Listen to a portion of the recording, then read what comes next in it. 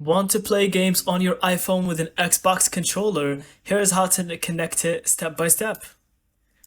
First, power on your controller by pressing the Xbox button until it lights up.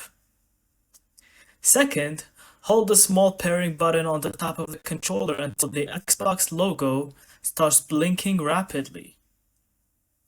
Third, on your iPhone, go to Settings, then Bluetooth, and make sure Bluetooth is turned on.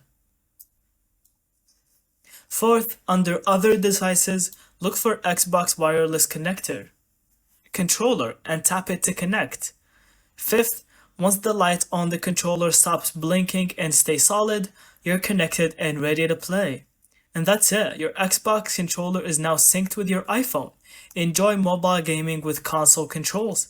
Thank you so much for watching. I hope you found this video helpful, and don't forget to leave us your thoughts in the comments and subscribe for more videos like this.